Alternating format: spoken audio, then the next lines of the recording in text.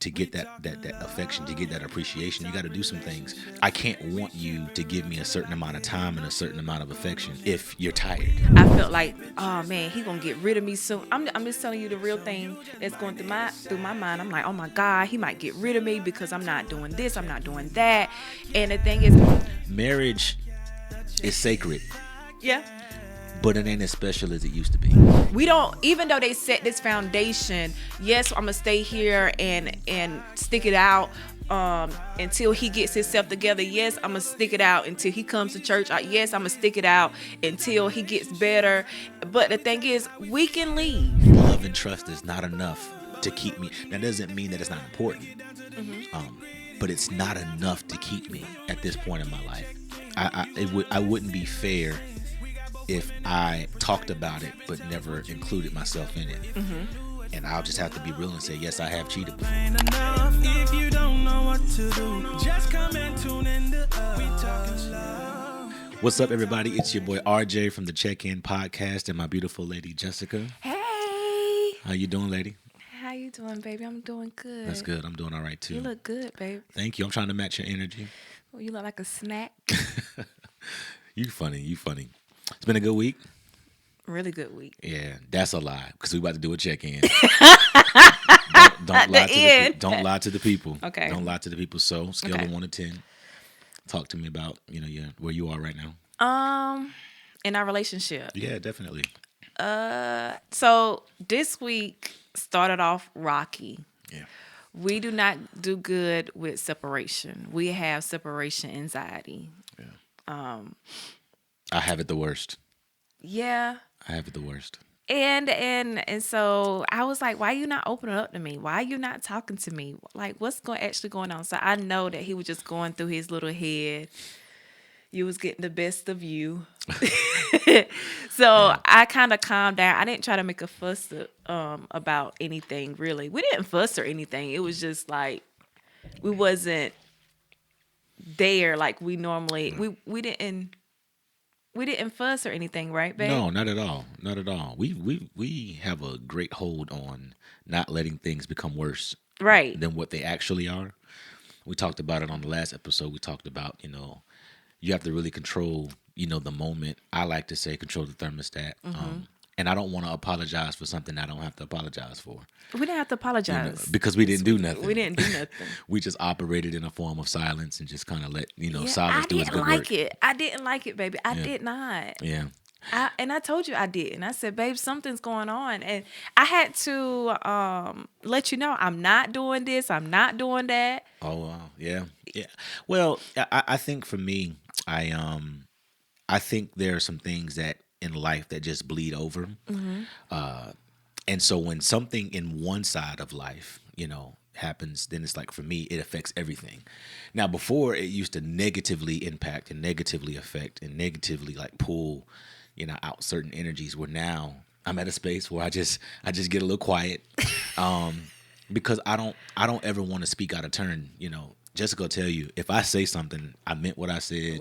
I thought about what I said. I put thought into what I said. And so if I do apologize, it ain't because I misspoke. It's probably because I've, said something that was probably a little hurtful, a little direct. Yeah. And so I've worked on that because even being direct and not being hurtful, being direct or being truthful, as I would say, that doesn't give me the license just to talk out of turn. You know what I But mean? still, baby, it does not give you a right to be silent. Yeah. Yeah. I mean, and I'm working on that. I think, over the year, the trajectory of our relationship, right now, I'll take silence over, over making something your problem that ain't yours. Correct. You know what I'm saying? When we first got together in the first several months, there were times where you said that I made you feel, and I had to learn that whatever I'm thinking about has nothing to do with you. It has nothing, you didn't contribute to that. And so I learned how to let you know something without making you own it. I've learned how to inform you about where I'm at without it being your cross to bear.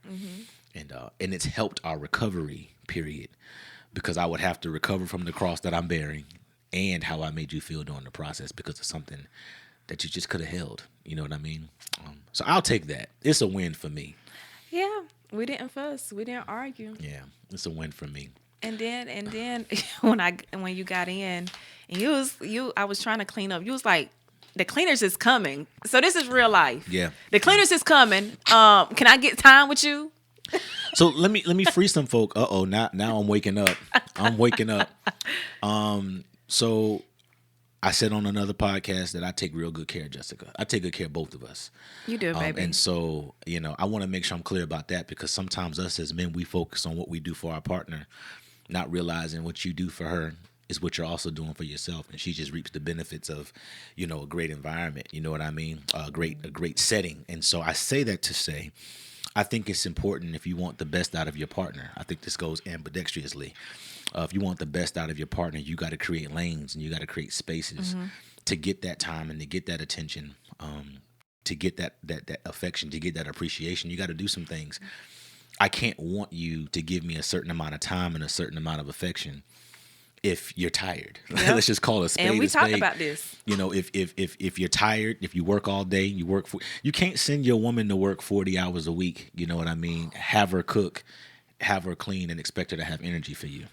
It ain't possible. It's not. And so as a man, it's important that if you need certain things, if you need time, if you need, and I tell you all the time, my goal is to retire you soon. Yeah. I gotta put that in perspective. I gotta add that to my goal trajectory list. And so I think that you believe that that's gonna happen because of the ways that I operate now. I'm already taking things off your plate now. And then you said, you had an example, babe. You was like, you remember the last time you was cleaning after you just got off work? You were just fussing at me, just fussing the whole time. And you was like, look, this time you get to relax. You got more energy for me. Like, don't it feel good? And it did feel good. It felt really good. You almost didn't know how to respond to it. Now, Yeah, what I I will didn't. tell you is, I don't know why you act like you didn't know how to respond to that, because they come here and they clean all the time. So I don't know why, but you have sometimes. So I will tell you this is, part of, making sure that we're straight here aesthetically, is also part of your love language. It's like how you show that you're invested in what we're doing. Correct. And what we look like. And so I have to be careful to not overdo it from that perspective, so that you can still feel as if you're contributing. You know what I Correct. mean? But what I want you to understand is that in that moment, your contribution to me was more important than to what you contributed, to something physical. I didn't need that. We got that taken care of already. One of the examples I give is, I have people that come here and do a lot of things, and I'm thankful for that. Correct. One of the things I have someone come here and do is cut the grass. Correct. And one thing I talk about is, as a business individual, I could cut my own grass. I have the ability to, and I'm not above that. I'm not above Correct. reproach. But I explained to Jessica one time, she was like, why don't you just cut the grass? And I said, because for the amount of time that someone was out there doing that for me, and I thank them for their service, I was able to upload X amount of files. You I was did. able to close X amount of deals. I was able to, get several contracts in its space. And so for the time that I would have lost doing that, we made X amount of dollar, Correct. as a business, being able to do that. So that's important. What I want to say is basically, men, put your women in position to be the best individual they could be for you, for the best individual they could be for the relationship, and the best individual they could be for themselves. Because a happier you makes a happier us. And it's easy to be like, oh, it's one person shouldn't be over the other, and they say, oh, happy life, happy wife, or whatever that looks like, and some people don't subscribe to that. I do. Because I understand the happier you are, the more, more peaceful you are. And so I also learned, you said, I'm here to be his peace. I got to create slots for you to be peaceful. Correct, baby. The onus for you to be peaceful doesn't solely rest with you. And also, when he put those things in place for you, you shouldn't feel, because I felt like I'm not investing just like you. I felt like, oh man, he gonna get rid of me soon. I'm just telling you the real thing that's going through my mind. I'm like, oh my God, he might get rid of me because I'm not doing this, I'm not doing that. And the thing is, I allowed you to show me, Jessica, it's all right for me to take care of you. Yeah. And thank you for taking care of me. Thank you, babe. Like, Yeah. on camera, thank you for taking care of me. And you're doing a good job, because I take care of you too. Yeah, definitely. Like, I really do. I make sure you have too. You're invested. I just was trying to show you in that moment, your time for me was more valuable than, what we already had we already had provision for that. Right. And so we weren't supposed to go here. I promise you. So I will say, you women, be okay letting your man lead. Be okay with that. Men love through their leadership. They love through their leadership. And so when you make it hard for me to lead you, you make it hard for me to love you. And if you make it hard for me to love you, then you fall in spaces where now you're getting that from places that wasn't designed to give it to you. You're saying that you're not being the things that I need you to be when you're fighting against the provision that I've made for you. I've given you time. I've given you access. I've given you resources. And there's a way to be invested in what that looks like, where I'm not feeling used, where I'm not feeling like, taken advantage of. Correct. Now, what I will tell you, that when I create those lanes and those spaces for you, I need you to do the best you can to make that about us. Yeah. I didn't create the time for you to go do other things. But again, I can't stress this enough. When a man loves a woman, that's a song. I can't value my time and not value your time too. I have to make sure that, because it's almost like, okay, if I create provision for my own time, we've never talked about this. This is interesting. But if you saw me creating, space for my own time to be able to do certain things, while I'm doing that for myself, I believe that there's a certain part of you to be like, well, why isn't he creating the same provisions for me? Because it's one thing to provide a house. It's one thing to provide money and shelter and all that kind of stuff. But time is invaluable. Yeah. And so, I can put things in perspective and put things in place. And you walk in the house, I'm like, man, he's chilling because I got certain things automated in the background. But automate some things for me too. You know what I mean? And you don't have to. So when you let me lead through love, you don't have to tell me stuff like that. I can see what I need to provide through provision, further than, because you're operating in the moment. You're operating in time. I'm operating in space. And so that means I'm able to see the land, not only in real time, but its future. Yeah. So let me do that. And then when you ask me to do something, I be like, okay, I go ahead and get on it, because hey, you done X amount of things for me. Why I can't do this thing for you? Because I want to contribute to the greater good, like you say. Yeah. Yeah. Yeah. Y'all, we wasn't supposed to talk about that. I promise you. I didn't even get to tell y'all how my check-in is, I didn't even rate it, babe. Oh, yeah. What is it? I was on a 9 or 10. I say probably an 8, because this week, babe, you did a lot this week. Yeah, I was busy. So my thing is, we had to put that time back in. Yeah. We had to show that we really love each other. We had to spend some quality time with each other. So I give it an 8, because last week I was on a 9, but I say an 8. I'm gonna take the average of what I normally am and how I was when I got back. I was about a 9 when I got back. It's about a 5 while I was gone. And I'm gonna tell you, we talked about affection, and one thing, I asked her, I said, what does affection do for you? And so, but I'll tell my business, I won't tell yours. And I'll tell you that when you're with your person, the answer I gave her was, I need your affection. Like, I'm a better person because of it. I am not me without the connection, with you and things like that. Like, I'm a different guy.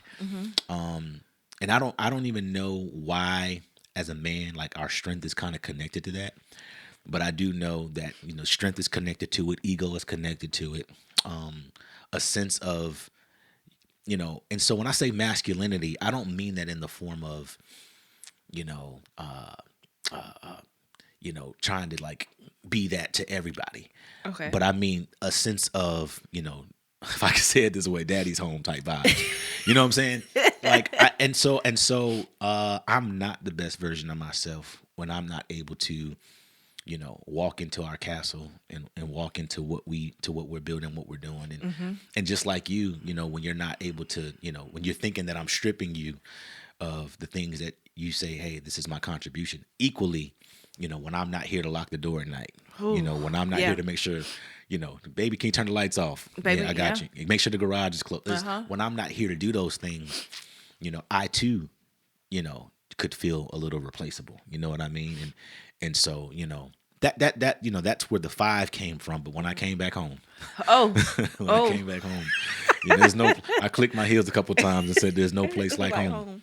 There's no place like home, y'all." Because I want you to feel like when you walk through those doors, I'm glad to be home. Because some men don't get to, don't say that. I'm glad to be home. They be Yeah. like, I felt better when I was out those doors. Yeah. I'm glad. I want you to feel like I'm glad to be home. I don't never want to leave Jessica. Yeah. I always want to come home to her. I'm still trying to figure out ways to take you with me. I'm trying to figure out ways. Baby, don't worry about it. I got that. We got that covered while I'm gone. Yeah. Come with me, type vibes. And that's why, again, I'm trying to retire her. I'm trying to Yeah. retire you. It's gonna happen. I know. It's gonna happen sooner than later. I know you are. You say that every day. Every time you leave, babe, I'm trying to retire you. Yeah, that's a vibe. That's you know, with a woman you get favor, but with a man you get vision. Ooh. And when you I get felt vision, that, you baby. get provision. You see what I'm saying? So, but what we talking about today? We Okay. done introed them enough. So what we talking about today? Okay. As I get to it. Does every man cheat or does every man cheat on you? Wow. Oh man, are you asking me that, or you? What? How do you want to go with this? How I want to go with it? Just say in general, babe. Like, does every man cheat? So I'm the only way I know to answer stuff like this is to tell my story. I tell my business. I won't tell yours. I think every man is capable of cheating.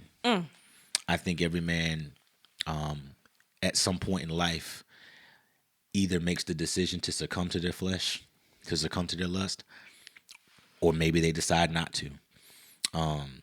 I know that in the life of social media and where we are now, one of the hardest things about staying committed is the availability of options. There's so many options. There's so many out there. options out there. It's so many opportunities. And so it comes down to a point where you have to ask yourself, is what I have at home worth it? And the hard part is there have been days where I felt like it wasn't, where, you start comparing your, where you are now to what you could have. Yeah. And for men, we're kind of like, we're like goal oriented. You know what I mean? And that's just, some men won't subscribe to that, but we are goal oriented. And so we sometimes we're in a space where connecting is not our priority, but climbing is. And so once we achieve a certain type of woman, we start asking ourselves, can I do better? You know what I mean? And that's just a fact. God forbid we don't get the affirmation, the affection, the attention that we're looking for. Go back to the beginning of the video, because you got to put your woman in spaces and places to get what you need out of her. I tell people all the time, I got engaged to you because I needed you to see the end for the beginning. Yeah. I didn't need you walking this race aimlessly. You know what I mean? And so I got the best out of you. And so in getting the best out of you, I don't have a desire, to be distracted. But when you're not really investing and you're not getting, and then in return, you're not getting the best out of your woman, that creates distractions, that creates opportunities, that creates options, and that good old cell phone. That good old cell phone, it could be a blessing and a curse At the same time. So to answer your question in short, I think we're going to dive into this a little deeper. Yeah, we're going to get a little deeper. But I think the bigger question that we're going to come back to is not so much do men cheat. It's more along the lines of why. I think that's the greater question, because a man may say, I may not have physically stepped out, but even if he steps out mentally, Ooh, you see what I'm saying? yeah, you stepped out. And there's a way to where, like, emotionally you step out.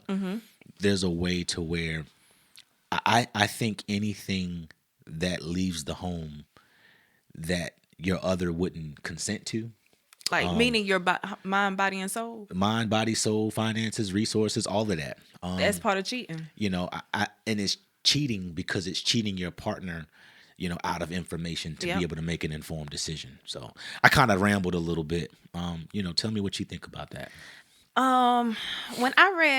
When you sent me over the topics, I was like, does every man cheat? My thing is, I think it goes both ways. Does every man and woman cheat? I think it goes both ways, because I feel like this, I'm talking about the past now. I got to a point where if a man cheat on me, I cheat on him back. Is that right? Two wrongs don't make a right, right? Yeah. That's wrong too. You should have just left. If you was gonna cheat, you should have just left. Yeah. And I feel like that question should go both ways. I feel like as women, when we cheat, you had to do something. You had to cheat on us. You had to mentally cheat on us, or we know something don't seem right. You coming in late. Your phone, when we check your phone, it's always no phone calls or no everything is erased. So we like, okay, we always have the eyebrow going up. But my thing is, as women, we can do some dirt too. It's not always on men. We can do some dirty things too. And I could just hear in the background, well, they push us to that. They push us to the cheating. But the thing is, you had the right to leave. You didn't have to stay with them. I think the worst thing you can do is stay too long in an environment that you don't want to be in. You know, and I think, you know, some people give themselves a pat on the back or a badge of honor because they stayed. But staying in a space where you're unequivocally unhappy, you know, I mean, you're doing yourself more damage than good. And then you're teaching yourself bad patterns. You're developing bad relationship patterns because the element of staying is not always the element of strength. Sometimes it's what you're willing to walk away from. What are you willing to let die so that something better could live again? And so I always encourage, you know, it doesn't make you less toxic because you stayed. Because all that does is create a space. If you don't have the aptitude or the ability to forgive, all you've done is create a space for you to be equally as toxic back, or to develop, you know, spaces of, you know, unforgiveness.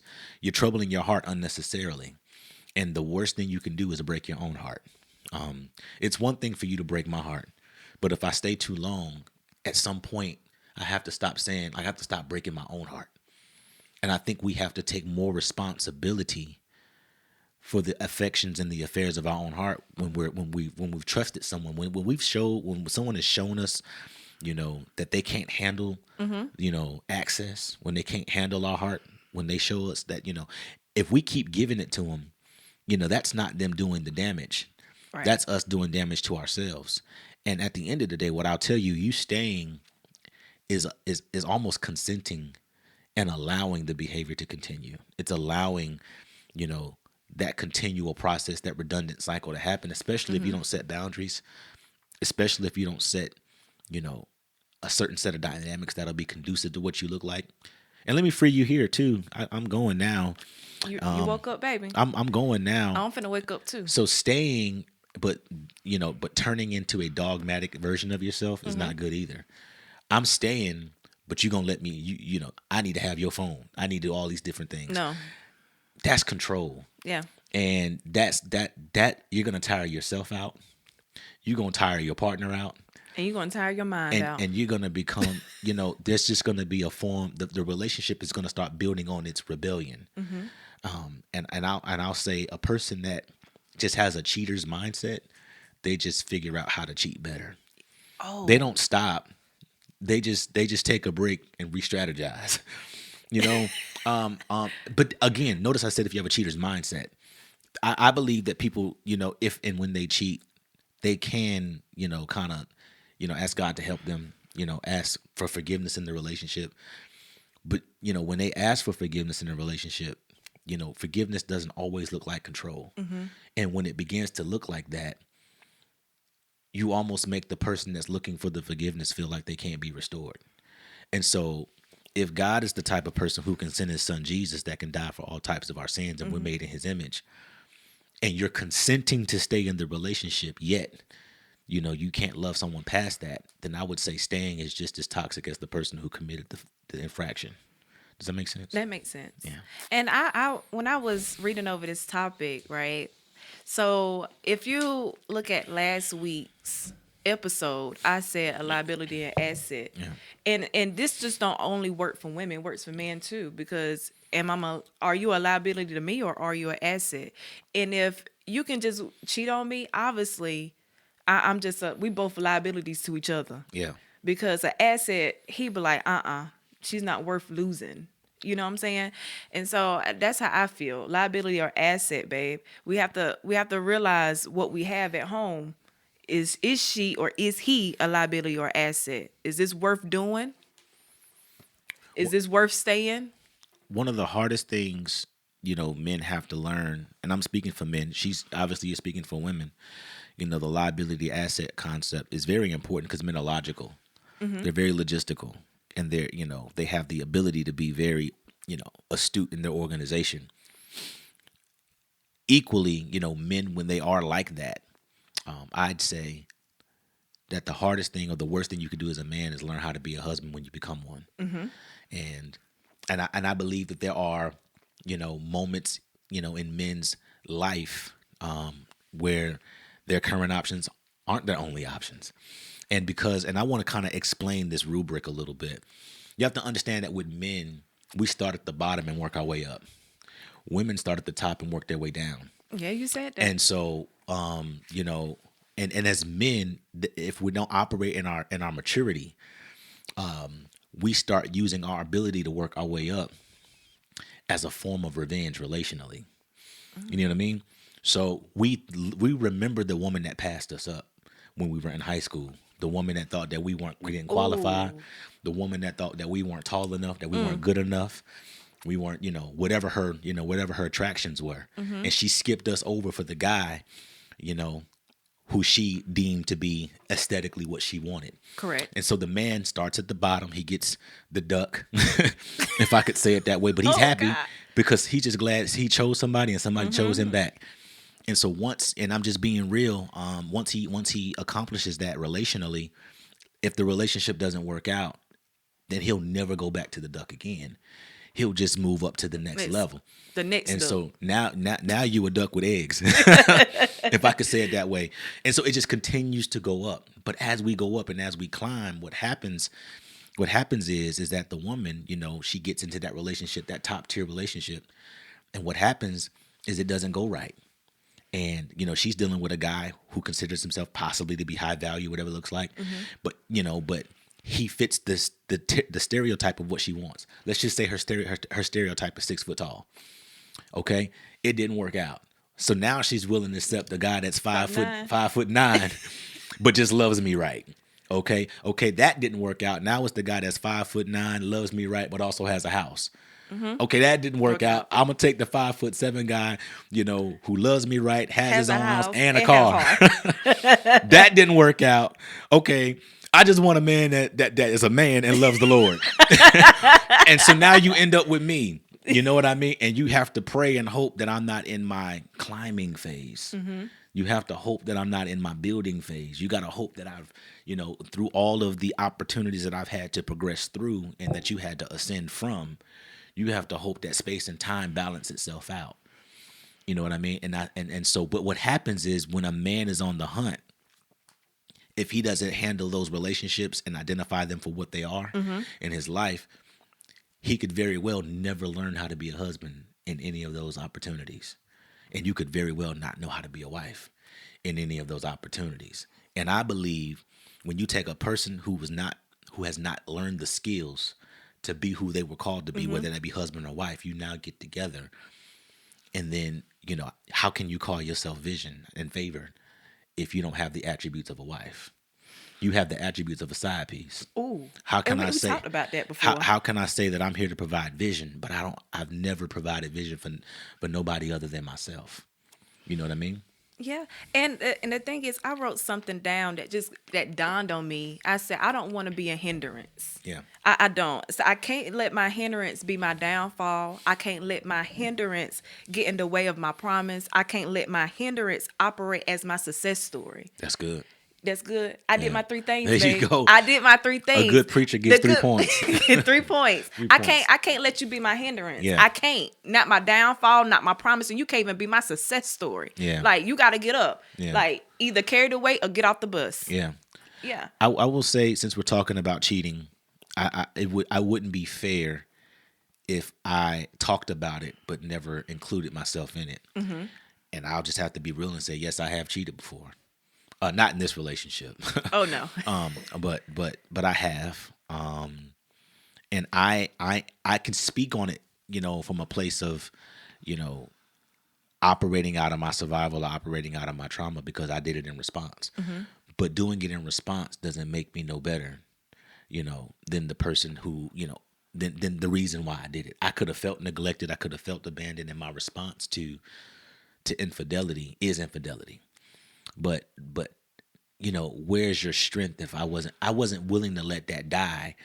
And so because I wasn't willing to let it die, what we talked about, I created a reaction versus a resolution.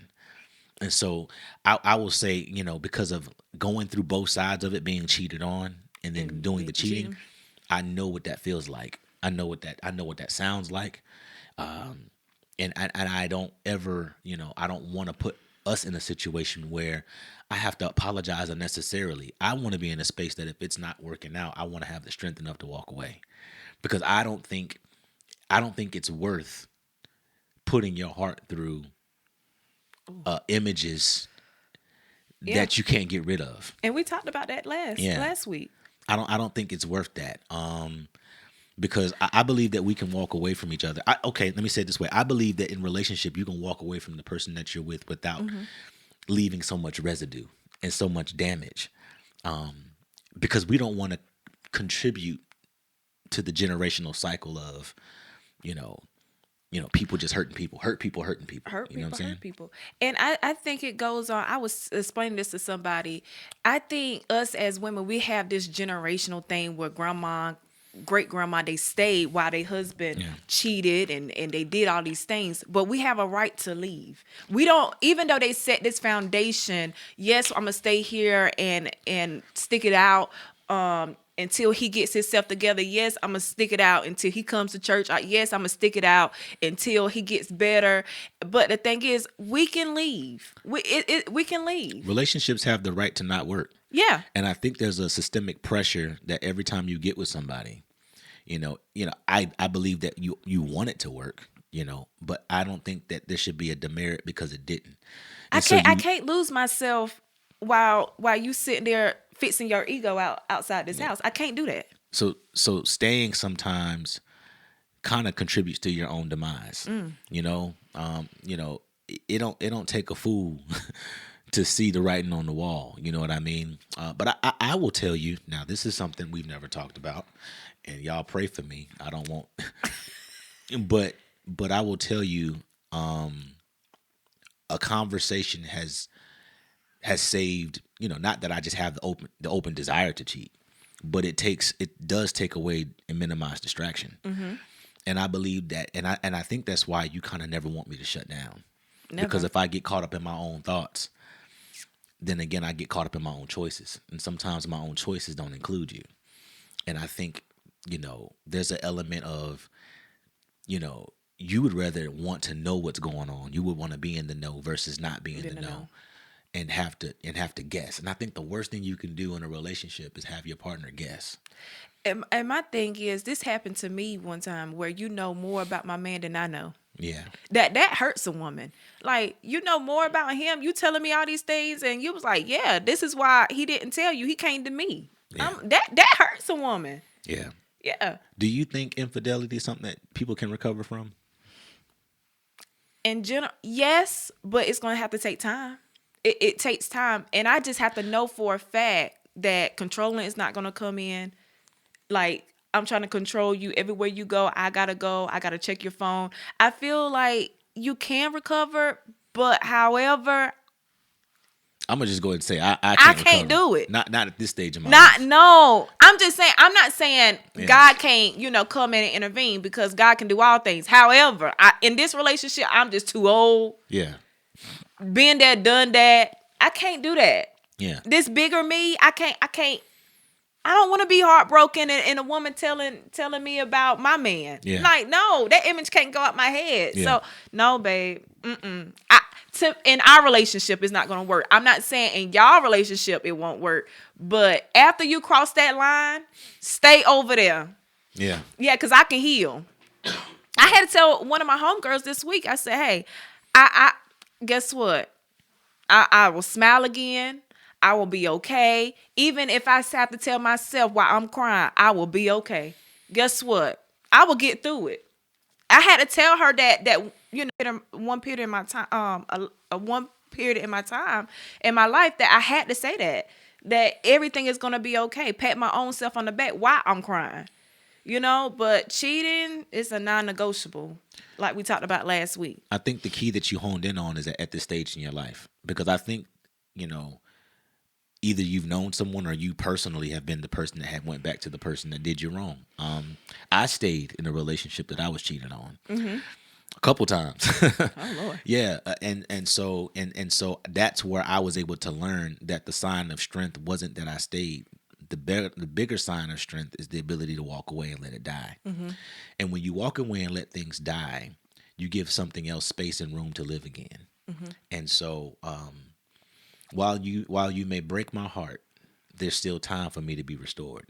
And so I always say this, you're not where you've been, you're not where you've done, you're not your choices, not the bad ones anyways. And I think that there are greater works in your future, but the only way you can really get after what that looks like is if you're willing to let what almost killed you die. You gotta let it die. If you stay in it's like almost being in a burning house. You could have lived, but you stayed in the burning house too long, and then you died from inhalation. You know what I mean? So it's one of those things, like when you see the signs, and if you think it has the potential to kill you, you have to have an exit strategy. I just I'm speaking. This is my 36-year-old mind. Obviously my 20-something-year-old mind was different. But I'm like you said, at this stage of my life, I will live again. I will smile again. I will smile again. I'll be happy again. I will be happy. But you can't be those things if you stay too long. Yeah.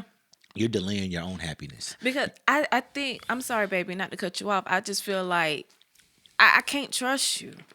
It's going to come to the relationship is going to come to where it's going to be toxic. Cheating, in a relationship, infidelity in a relationship, even if you didn't do it, still makes you question yourself. And so do I want to walk around questioning my existence? Do I want to walk around questioning my purpose? Do I want to walk around questioning, the choices I've made? You know what I mean? And so you're delaying your restoration process. It's easy to say, that the restoration's in my future, but if you don't do the necessary acts, if you don't make the necessary hard choices, but then I want to also talk about the person who did the infraction. Equally, you are not where you've been. You are not what you've done. Greater works are in your future. Yeah. And so, even if that person that you cheated on, you wanted to keep, that person decides to walk away, you will smile again. You will love again. Relationship is still in store for you. You have to be in a space where you're like, okay, God, at this point now, oh man. So relationship is one of those things, they say is do all things as unto the Lord. And so we'll get in relationship for what we want and what we desire, but it has nothing to do with what we're willing to sacrifice and submit. Are you have relationship is about sacrifice. It is. And when you believe that cheating is an option, it's because you're not willing to sacrifice. You're not willing to sacrifice the lust of your flesh. You're not willing to sacrifice your own ego. You're not willing to sacrifice your own, even if you feel like you have a reason, you're not willing to sacrifice self enough. You should have put your own self in timeout. There you go. Yeah. Yeah. And said, okay, is this worth it? Yeah. Yeah. And I think that so let's kind of turn this a little bit, and for you where you are now, like, how do you avoid infidelity? How do you avoid infidelity? Yeah. You need me to answer that? Go ahead. Constant sex. I need you. I need you. I think communication. Hezekiah Walker said, I need you to survive. I think communication, and then, be sexual with your partner. Because I know some marriages fail because, like, finances, lack of sex, and not communicating. I refuse. Let me tell you something. Jessica gets tired of me because, like, when we're home together, like, her feet got to be touching me. Yeah. And it's not that, and I don't. So I explained to you one time that it has nothing to do with, like, being, like, overly aroused or, being needy or something. Like, I don't think it's that. I just think that it's almost like we're at a space now where like you're like a necessity for me. You're like, and so if I don't have what's essential for me to breathe, then how can I be successful? You know what I'm saying? Like it's essential. You know what I mean? What's funny? It is essential, and I think we got to be real with this quote. And one thing you told me, okay, Baby, hold on. I need to really get this because I think sometimes when you're indifferent with your partner, the first thing y'all start doing is stop touching. Mm-hmm. And you know me, like when you stop touching me, that's the first the first stage of shutdown.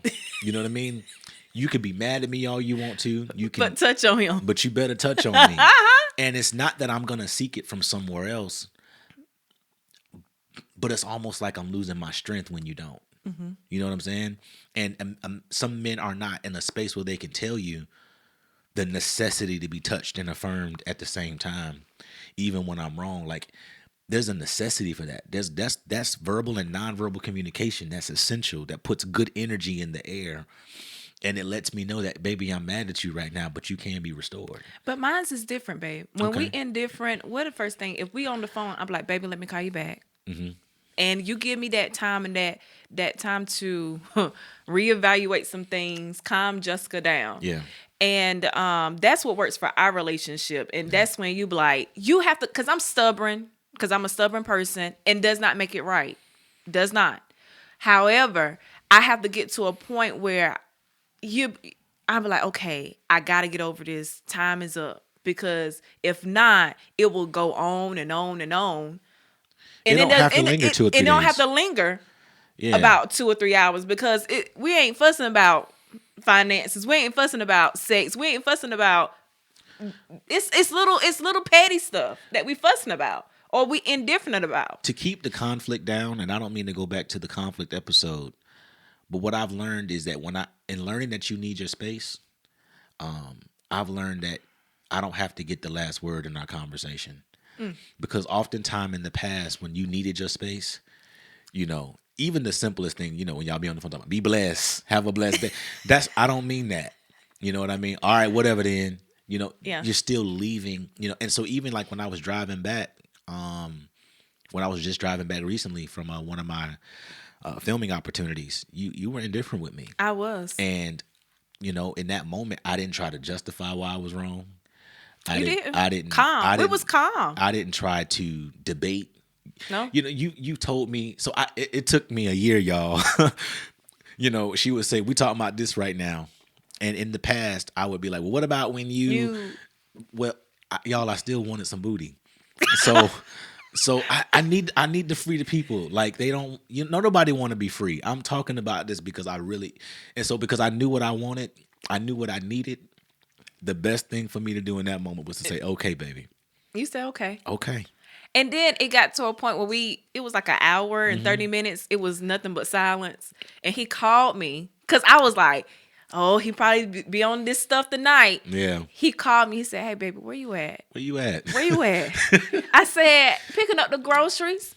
Oh, okay. You about to come home? Yeah, babe, I'm around the corner. I'll call you back. I'm on the phone with my mom. He said, okay. And I was still like upset a little bit, but I had to, after I got the groceries in, I went upstairs and kissed him. Because I know if I did not go upstairs and kiss this man, it was going to be a problem. You got to touch me and affirm me at the same time. Yes, at the same time. Because the worst thing you do to a man is make him feel rejected in his own castle. Ooh. And I need y'all to really get that. That'll preach. You holding yourself, or withholding yourself, should I say. And I said sex, y'all, but I'm just saying, silence, withholding yourself, things of that such, isolation, that don't make nothing better. Mm-hmm. That's what creates distractions. That's what creates options. But the thing is, I told you, even when you mad with me, I told you, if you want me, you only have to do one thing, baby. Pull back that cover. Yeah. It's yours. You never should have to ask me. Yeah. This is yours. Yeah. And he said, babe, I'm not the aggressor. I don't go get it. But the thing is, especially when you're mad. I'm never going to tell you no. Yeah. I feel like that sex and no should be out of a woman's mouthpiece. So I'm glad you said that, because it's like, okay, so why, just being honest, when I did cheat, I didn't feel valued. I didn't feel respected. I felt like I didn't feel like the king of my castle. I didn't even feel like I had a castle. I wow. felt like I had a dog box, a dog house. You know what I mean? And so there's some things that once you say them, you can't unhear them.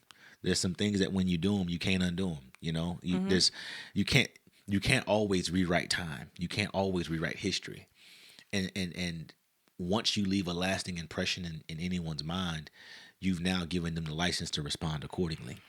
And so my response, while it wasn't the best, it was the best thing I knew at the moment. And so it turned into, how do I self-gratify? How do I rebuild? And rebuilding or restoration had nothing to do with walking away at that time. I for everything that you just said, I felt like after an argument, you know, it could very well be 2 months again. You know, and that's not good. No. That's not good. No, baby. Because physical connection is important. It's the way, I love what you said. It's the way, and I don't mean that in an ownership perspective, but it's the way men identify with the fact that you still call him yours, and he's able to call you his. And it doesn't matter what you sweep. It don't matter what you cook. I'm trying to help y'all. None of that stuff matters if I ain't felt you. And I'm just being real. Yeah, you told me that. You know said, what I mean? gotta feel you. Because this is the thing. I and this is in real time, y'all. I got a maid. I can DoorDash, you know, but what I can't replace is, you know, just quality time. I can't replace that. It's irreplaceable. And the moment you strip that, and this is the other piece, I wasn't brave enough to say that I needed it. That's why, man, that's freeing. I wasn't brave enough in my 20s. I wasn't vulnerable enough to say what I needed. Ooh. And so now at 36, because I understand the necessity to preserve relationship, I'm just okay with saying, I need you. I don't just want you. I need you. And this is the way I need you. And I need you to show up. You know what I mean? Show up and show out. I need you to do that. But I believe that in the time of my life where I was not 100% faithful, is because I wasn't vulnerable enough to say, this is what I need.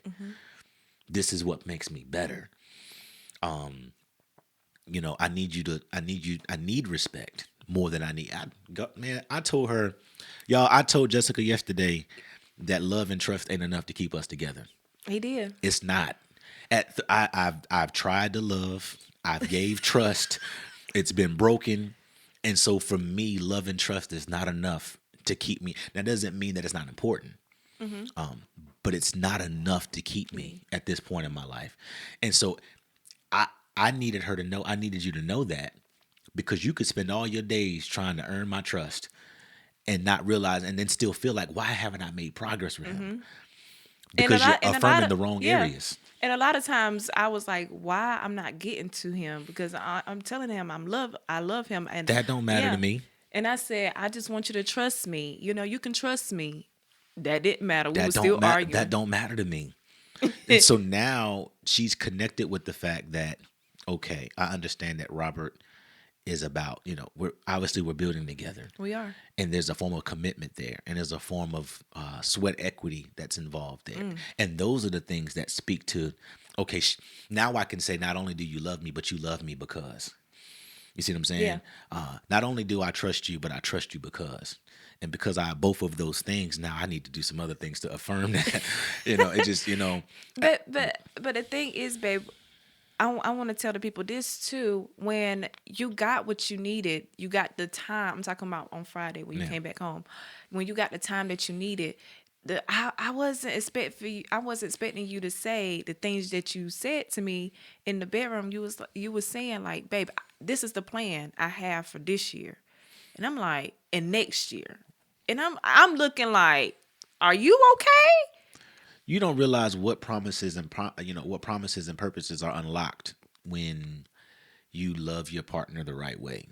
Everything that people, you know, when you're with your significant other, there's things that you pray for, and you think that if you do certain things that will yield those results, okay, it's like, okay, oh, you know, God's gonna do it because I prayed about it. That ain't, you know, because faith without works is dead, you know. But I think a lot of times, and I'm about to free some women, you pray for things, but you pray for them to go your way. And I think that you're gonna have to shift your prayers for them not only just to happen according to God's will, but they also happen in terms of God's time. And you have to take your hands off of it because you have no idea what silent prayers can do for the person that you love. And make sure you're not a hindrance. Yeah. Yeah. There's certain things that that you asked me for, and I was like, So yeah. not gonna happen. That ain't gonna happen. But through time and attention, through the necessity, finding out that you're a need for me, it's certain things I'm just like, and that's why you were like, oh my God. But it's those silent prayers, it's those silent actions, it's those not being a hindrance. It's really not just saying I'm his peace, but being peaceful. Because the truth of the matter is, when a man says no, it's not because he can't do it. It ain't because he don't want to do it. It's that he has to make sure that you're worth doing it for. Ooh. Yeah, make sure you're worth adding, it. Yeah. And make sure you subtract some things. Yeah, too. I got to make sure you're worth it because, and this is, marriage is sacred, Yeah. but it ain't as special as it used to be. Oh. Marriage is sacred, but it ain't as special as it used to be. We can go deeper. Because, and I think it's because we don't do the work on the front end to make it worth it within the relationship. And so we consent to marriage as a form of elevating our dating relationship versus saying, am I called to this person? Do I have vision for this person? Is this person supposed to be in my life? Is this a seasonal person or is this my forever person? And so that's what makes marriage sacred, because it is a covenant under God. Yeah. But it ain't special because we're willing to do it with everybody. Oh, babe, you hit it right on the head. We're willing to do it with everybody. Just to say we married. Just to say we not shacking no more. Yeah. Just to say we fornicating, not fornicating. We having sex now. We ain't fornicating. Yeah, I just think that and I think we have to get back to doing the work that makes it sacred and special. That makes it set apart. And when it's sacred, special, and set apart, there's 3 S's. I always do in 3s. When it's sacred, special, and set apart, it makes you think twice before you're willing to damage the good thing that God sent you. You're not going to cheat on favor. You're not going to leave vision. You're not going to leave prosperity. You're not going to leave destiny. You're not going to leave purpose. Me personally, I've never cheated on my purpose. Now, I may have cheated on things that I thought was my purpose, but I've never cheated on. And so what's my purpose? I'm called Did you know your purpose then? No, which is why it got cheated on. No, I didn't know my purpose. I know I'm called to people. I know I'm called to relationship, but I didn't make the necessary sacrifices. I feel like people have to go through things just to get where they're going. Yeah. I feel like I'm sorry. I'm sorry. I probably get canceled when I say this. I feel like you had to do the cheating. You had to go through this. You had to go through that just to get where you at today. Yeah. So you can cherish what you have today. Yeah. Yeah. It definitely made me better. It didn't make it. I don't condone it in any sort of way. Oh no, I don't condone it either. But I think being cheated on and at one point in my life doing the cheating, it's made me more accountable. It's made me understand, how my choices not only affect me, but they affect the person that I was with. They affect my kids. They affect, even when you get married, you marry into someone's family. It affects mothers-in-law, fathers-in-law, my actual parents, because they're like, man, I didn't raise you that way. You know what I mean? And so now, it leaves everybody with more questions than they have answers. I just feel like if you're gonna cheat, leave. That's what I did. Yeah. I'm gonna take accountability of what I did. Yeah. When you cheat, leave. I cheated and I left and I never went back. Now I tried to leave. she had a grip on me. I was not going back. Yeah. I cheated. I left and I said, "Oh no, this is not for me." Because nah. Yeah. I just feel like if you cheat, you're gonna leave. Leave the person. I just want to make sure a couple of takeaways that I want people to gather from this. Number one. I have to repeat this because I don't know what part of the episode people are going to watch this at. But if you cheated, you can be restored.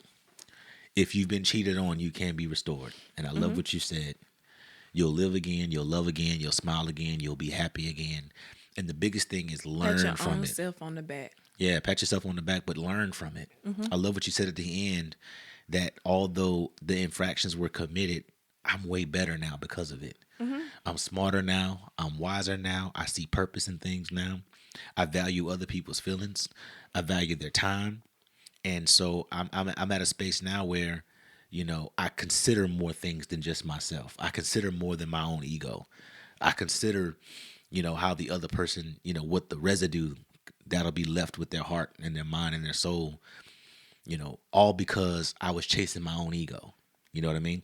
And so I think when you get to a level of maturity, where, you consider other people's, feelings and how they're going to live with the residue, I think it just puts you in a space where you just make better decisions. And I think that, I don't think all men cheat, but I think the possibility of them cheating is a real thing. And so I'll leave y'all with this.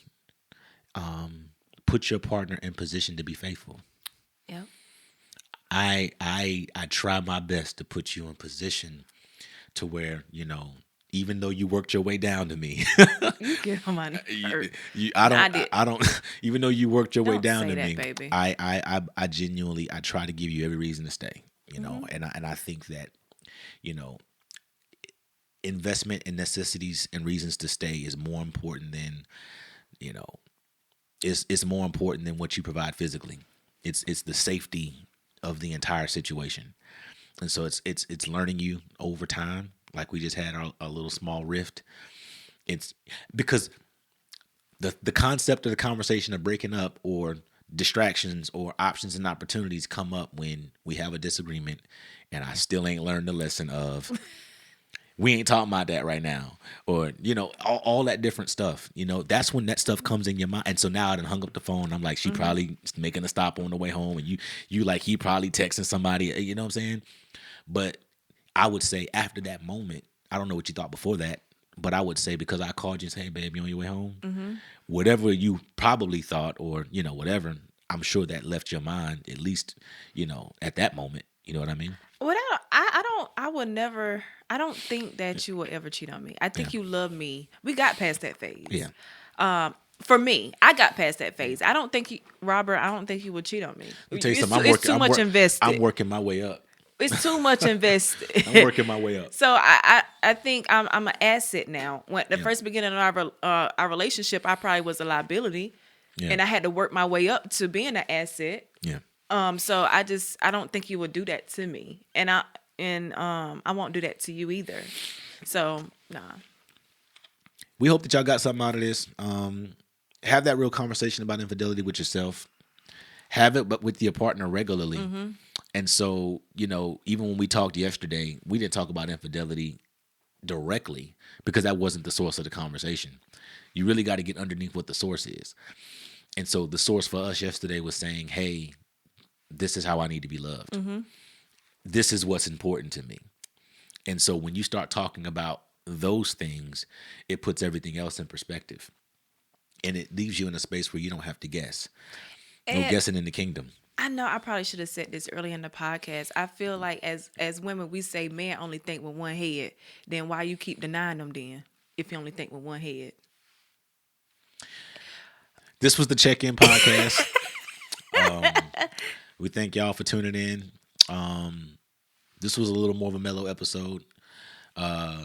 Mostly because it was mellow for me because I was talking about myself a little bit more, and I got to be more concentrated when we do that. But from the examples and the things that were shared, we pray that you got something out of it where you can self-reflect. Of course. Learn that you'll love again. Learn that you'll live again. Learn that you'll laugh again. And don't be a hindrance.